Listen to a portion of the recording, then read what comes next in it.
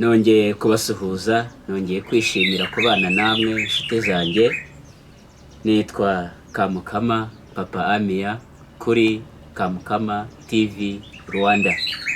Ndabakiriye, ndabishimiye, ariko mbere yuko tugirana ikiganiro kandi cyiza, nagira ngo mbamenyeshe ko dufite hoteli nziza cyane yitwa Hotel Tech, iherereye Remera Kabeza ku muhanda mushyashya ujye Kicukiro.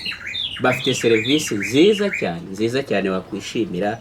Hari outside catering ku mafunguro meza cyane, yaba atetswe n'amavuta cyangwa se n'andi mafunguro adatetswe mu mavuta, atetswe kinyarwanda. Tubafitiye nanone jaride nziza cyane wakoreramo ubukwe bugahora bwibukwa n'ababutashye bose. Tukaba twongeye kubamenyesha ko tubafitiye sauna na massage nabyo byiza cyane, ku buryo uwahageze wese kugaruka ntabwo bigoranye kuko yifuza kuhagaruka. Ndabishimiye rero, mutugane tuzabakira neza. Inshuti zanjye rero, abakunda gukurikira Kamukama TV Rwanda, nk'uko bisanzwe tugiye kuganira ku kirere uyu munsi wa none. Ndagira ngo tuze kuganira ku kiganiro cyiza cyane kivuga ngo ibintu 4 washingiraho umenya neza ko umugabo agukunda cyangwa se umusore. Bashiki banjye, abakobwa, ndabizi neza ko kino kiganiro kiri bubashimishe cyane. Wari uri mu gihirahiro wibaza ngo nabwirwa n'iki ko uyu muntu ankunda, nabwirwa n'iki ko uyu muntu ibyo ambwira ari ukuri. Tugiye kuganira ku bintu 4. Ibyo 4 nitubiganiraho ndabizi neza biraza kugufasha cyane. Mu magambo make rero, mu cyongereza navugaga ngo ni 4 things that can tell you that a man loves you. Ibintu 4. Ikintu cya mbere tugiye kuvugaho ni time. Igihe. Hari igitabo nigeze kuba nsoma cy'umuvugabutumwa ukomeye witwa Rick Warren.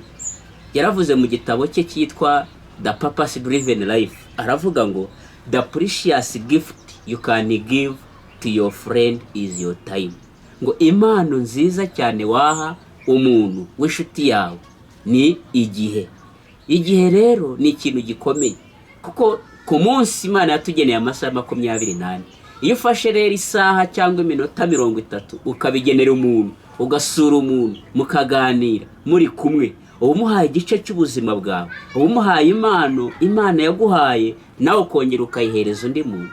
Rero wa mukobwa we, ikintu kizagaragariza ko umuhungu mukundana koko agukunda by'ukuri bizaterwa n'igihe aguhereza. Ntabwo ajya kubwira ngo ndi too busy cyane. Ndabizi kuba busy ni byiza kuko nabyo bigaragaza ko ufite akazi, uzatunga urugo, uzabasha kumenya umuryango kubera ko uba ufite ibintu urimo. Ariko nanone guhora uri too busy to the extent you cannot give time to your friend, kuba busy cyane kugeza ubwo utaha umuntu igihe, ibyo bintu ntabwo bigaragaza urukundo. Urukundo rugaragazwa n'igihe wahaye umuntu, wamusuye, yagutabaje uramutabara, akubwira ko afite gahunda runaka kandi agukeneye ko mubana, uramwegera. Umuntu rero arakubwira ngo ndahuze, ndagukunda ariko mfite ibintu byinshi ndimo, ndagukunda ariko simboneka, ndagukunda ariko mfite gahunda nyinshi. Uwo muntu umwitondere, aba afite ibindi bintu arimo, kubera ko ibyo bintu bindi arimo nibyo aha agaciro kuruta wowe. Iyo ngingo ya time cyangwa se igihe tuyumve, tuyisobanukirwe. Wa mukobwa we, niba ufite umuhungu mukundana, ufite umugabo mukundana akubwira ko agukunda cyangwa wifuza ko muzakundana, ariko agahora akubwira ko nta mwanya afite, uwo muntu umwitondere. Indi ngingo ya 2 ni money, amafaranga. Umuhungu cyangwa umugabo kugira ngo uzamuhe icyizere ko agukunda, ni uburyo akubwira amafaranga, imikoreshereze yayo, uburyo ubona akwisanzuraho mu kukubwira uburyo akorera amafaranga ashobora kuba ahembwa, amafaranga ashobora kuba yinjiza, uburyo yakoresha. Ugasanga mu bintu by'amafaranga nabanga agira, mu bintu by'amafaranga nta bintu byo kuguhisha afite, ntabwo akwiyemeraho ngo akubwire ko afite ibidasanzwe cyangwa ngo aguhishe ngo akubwire ngo afite ibiri munsi y'ibyo afite. Gasanga ari umuntu ukubwiza ukuri ku mibereho ye, kuri financial status ze, umuntu ukubwiza ukuri ahubwira ngo jyewe tuganira, jyewe dukundana, nkorera aha n'aha kandi nshobora kubona amafaranga ameze gutya. Ndabizi ubundi mu bintu biranga salary is confidential, nuwango biba ari ibanga ry'umuntu. Ariko iyo wa muntu watangiye gukundana nawe biba birenze kuba ari undi muntu, aba yamaze kuba umuntu wawe. Kumubwira rero ntabwo wabikiri ikosa, ntabwo wabikiri confidential hagati yawe wenyine, ahubwo nawe aba akwiye kumenya ni gute abona amafaranga, ayakoresha gute, twayategura gute, twayapangira gute, ugatangira kubona ko agushyira muri gahunda ze za buri munsi. Ingingo ya gatatu ngira ngo tuganireho ni telefone. Mu by'ukuri cyane cyane bashiki banjye mbabwiye, mu bintu birimo gusenya ingo z'uyu munsi ni telefone. Rero ndagira ngo mbikubwire utaranabizamo ubigenzure. Umuhungu cyangwa umugabo mukundana akoresha gute telefone? Kuvuga ngo akoresha gute telefone ntabwo nimo kuvuga ngo ayihamagara inshuro zingahe cyangwa yandika message inshuro zingahe, oya, ntabwo aribyo ndimo kuvuga. Ahubwo iyo muri kumwe ubona yisanzura. Ese iyo muri kumwe telefone ye ahora ahindura password? None se uyu munsi aragusuye usanze yashyizemo password, ejo yagusura washaka kumutira amayinite ngo uhamagare ugasanga password yarayihinduye. Mwamuri kumwe umuntu yamuhamagara akajya kumwitabira hanze cyangwa akamukupa, nashaka kwitaba telefoni muri kumwe, nashobora kwa gusoma message muri kumwe. Ni ukuvuga ngo afite ibintu aguhisha bikorerwa kuri telefone, afite abantu communicatinga nabo, aganira nabo atifuza kumenya. Ntabwo aguha ubwisanzure kuri telefoni ye. Bivuze iki? Afite ibintu byinshi aguhisha. Yego ndabizi hari abantu bafite akazi ku buryo kamusaba kugira ibanga ry'ako kazi. Ati urugero abantu bakora mu butasi, bamaneko, nibyo bagira impamvu zo guhisha. Ariko nibara ahubwira ati rero mushiti wanjye, kubera akazi nkora nakubwiye iyi telefone ni y'akazi, si ngombwa ko amabanga y'akazi cyane cyane ari mu iperereza n'ibindi uyamenya. Ibyo byakumvikana. Ariko umuntu ahora ahindura password, kandi ni umwarimu se, ni umuganga se, ni umucuruzi se, akaza akora nta mpamvu yo kugira amabanga adasanzwe, ariko agahora akwereka ko udakwiye telefoni. Ni ukuvuga ngo uwo muntu aba afite impamvu aguhisha telefoni, aba afite impamvu aguhisha abantu bavugana, aba afite impamvu aguhisha abantu bakommunicatinga nawe.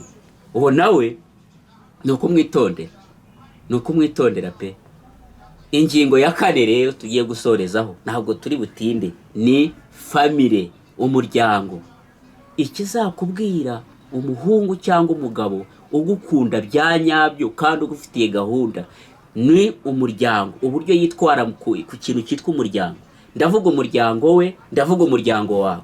Akaba ari wa muntu wifuza kukwereka umuryango we, arifuza kusura bene wabo, arifuza kumenya bakuru be, arifuza kumenya barumuna be, arifuza kumenya bashiki be, arifuza kumenya babyara be, arifuza kumenya iyo aturuka, kandi akifuza ko nawe amenya umuryango wawe, arifuza kumenya aho ukomoka, arifuza kumenya inshuti zawe, arifuza kumenya abavandimwe bawe. Uwo muntu uzaba umeze atyo, uzamenye kuko afite gahunda nzima, ari umugabo ugukwiriye. Ariko nawe ibaze, ufite umuhungu arimo arakubwira ngo dukundane, cyangwa musa naho muvuga ngo murakundana, ariko nuzi mwene wabo, nuzi abiwabo, nazi abiwanyu, nta nubwo abyifuza. Niwamubwira ngo mukuru wanjye afite ubukwe, ngo akubwira ati nzaboneka, ahubwira ati simari simboneka. Ni mu maze amezi 6 mukundana, urumva kubwira ati mfite mukuru wanjye aha twazamusura, mfite mushiki wanjye aha twazamusura. Uwo muntu mwitondere, ashaka kuba afite izindi mpamvu zitari urukundo nyarwo. Kuko gukunda umuntu bivuga gukunda umuryango we, gukunda abavandimwe be, gukunda inshuti ze, gukunda iyo akomoka naho aturuka.